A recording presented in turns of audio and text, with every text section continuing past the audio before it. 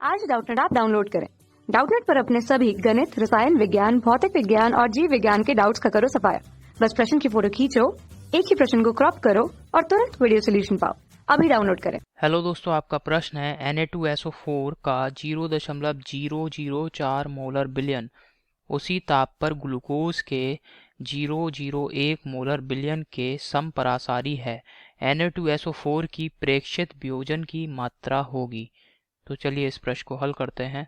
तो दोस्तों यहाँ पे हमें दे रखा है कि 1 बिलियन हमने किस पदार्थ का बनाया है। 1 बिलियन बनाया है दोस्तों हमने Na2SO4 का। और दूसरा बिलियन किस पदार्थ का बनाया दोस्तों? दूसरा बिलियन बनाया हमने ग्लूकोज का। दूसरा विलयन हमने किसका बनाया है? ग्लूकोज का।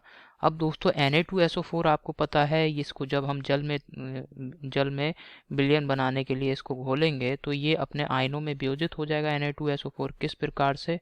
अर्थात 2Na plus plus SO4 minus 2Na plus plus SO4 minus 2, इस प्रकार से ये अपने आयनों में वियोजित हो जाएगा Na2SO4। तो हमें क्या ज्ञात करना है दोस्तों कि Na2SO4 के वियोजन की मात्रा, मतलब Na2SO4 कितनी वियोजित अणु जो हैं, कितने अणु वियोजित हो रहे हैं, इसकी कितने प्रतिशत अणु वियोजित हो रहे हैं, ये हमें ज्ञात करना है। वियोजन की मात्रा को हम अल्फा से व्यक्त कर देते हैं, तो इसी का ही मान ज्ञात करना है। साथ ही साथ कह रहा है दोस्तों कि Na2SO4 का जो विलयन हमने बनाया है ये समपरासारी है। किसके? ग्लूकोज के समपरासारी है। तो समपरासारी का मतलब क्या हुआ दोस्तों? जो हमारा Na2SO4 का विलयन है इसका परासरण दाब पाई 1 ये बराबर है ग्लूकोज के परासरण दाब पाई 2 के। अब दोस्तों परासरण दाब के लिए सूत्र क्या होता है? परासरण दाब होता है पाई बराबर CR/T। ये दोस्तों विद्युत अनवघट्य पदार्थ के लिए है। और अगर विद्युत अपघट्य पदार्थ है, जैसे कि हमारा Na2SO4 विद्युत अपघट्य मतलब ऐसा पदार्थ जिसको हम जल में डालें तो वह आयनों में वियोजित हो जाए, अन्य छोटे छोटे अणुओं में वियोजित हो जाए, कणों में वियोजित हो जाए। अब ये कण कुछ भी हो सकते हैं, अणु, आयन कुछ भी हो सकते हैं, ठीक है। अब जैसे कि Na2SO4 को डाला जल में दोस्तों, घोला, तो इससे विलयन बना जिसमें हमारा Na2SO4 के कुछ अणु यहाँ आयनों में वियोजित हो रहे हैं। तो इस प्रकार के विलयन के लिए यहाँ परासरण दाब का सूत्र हम लिख रहे हैं। तो परासरण दाब पाई 1 बराबर बांठा गुणांक इसके लिए I गुणा जो हमारा विलयन है इसकी सांद्रता C1 गुणा R/T। यहाँ R गैस नियतांक और T दोस्तों दोनों यहाँ पे ताप है, जिस ताप पे विलयन उपस्थित है। तो यहाँ R और T इसमें दोस्तों कोई परिवर्तन नहीं होगा, क्योंकि आप देखेंगे कि विलयन 2 जो हमारा ग्लूकोज का विलयन है ये भी उसी ताप पर उपस्थित है, ठीक है। तो ग्लूकोज चूंकि ये विद्युत अनवघट्य पदार्थ है तो इसके लिए बांठा गुणांक I का मान 1 रहता है। तो 1 गुणा इस विलयन की सांद्रता C2 गुणा R गुणा गैस नियतांक R गुणा विलयन का तापमान T, ठीक है। अब पाई 1 और पाई 2 के मान यहाँ पे लगा देंगे दोस्तों, तो ये संबंध आ जाएगा समपरासारी विलयन होने की वजह से IC1/R/T बराबर C2/R/T। समझ में आ गया? अब यहाँ से RT ये कट जाएगा तो क्या संबंध आ रहा है? I/C1 बराबर C2। अब बांठा गुणांक I का मान हम Na2SO4 विलयन के लिए ज्ञात करेंगे। चूंकि Na2SO4 यहाँ पे वियोजित हो रहा है तो दोस्तों, और Na2SO4 के वियोजन की मात्रा हमने अल्फा मान ली है, तो क्या संबंध होता है दोस्तों? वियोजन की मात्रा अल्फा बराबर होती है बांठा गुणांक I-1/n-1। ये संबंध है।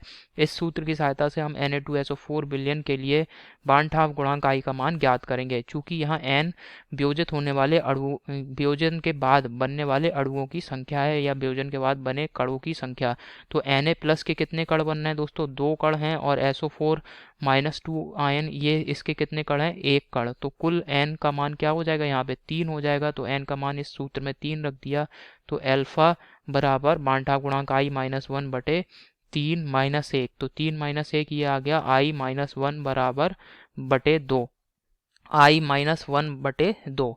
तो यहाँ से बांठा गुणांक I बराबर क्या आ जाएगा दोस्तों? 1 + 2 अल्फा। I का मान क्या आ गया? 1 + 2 अल्फा Na2SO4 विलयन के लिए। अब I का मान यहाँ लगा देंगे इस सूत्र में, ठीक है। तो I का मान हमने लगा दिया 1 + 2 अल्फा विलयन C। और Na2SO4 विलयन की सांद्रता कितनी है दोस्तों? 0.004 मोलल। तो ये हो 4 मोलर, ठीक है। 0.00004 मोलर, ठीक है, ये सांद्रता लगा दी। अब जो हमारा ग्लूकोज का विलयन है इसके लिए कितनी सांद्रता है, 0.01। तो ये हमने लगा दिया 0.01। तो यहाँ पे दोस्तों 1 + 2 अल्फा का मान क्या आ जाएगा हल करने पर, 0.01 बटे 0.004। तो यहाँ से 2 अल्फा का मान क्या आ जाएगा, 0.01 बटे 0.004 माइनस 1। तो अल्फा बराबर क्या आ जाएगा, 1/2 गुणा ये आ जाएगा 0.01 बटे 0.004 माइनस 1। ठीक है, तो ये आ जाएगा 1/2। यहाँ पे इसे हल करा दोस्तों 5/2 आ जाएगा माइनस का 1। ठीक है, तो इसको हल करा दोस्तों, हल करने पे ये आ जाएगा 0.75। अल्फा बराबर 0.75। यही दोस्तों हमारे प्रश्न का उत्तर है। और अगर इसे प्रतिशत में बदलना है तो हम इसमें 100 से गुणा कर देंगे, तब दोस्तों वियोजन की मात्रा अल्फा हमें प्रतिशत के पदों में ज्ञात हो जाएगी, अर्थात 75%। तो अब दिए गए विकल्प देखते हैं। पहले विकल्प में हमें दे रखा है 0.25, ये गलत है। दूसरे विकल्प में दिया है 0.5, यह भी गलत विकल्प है।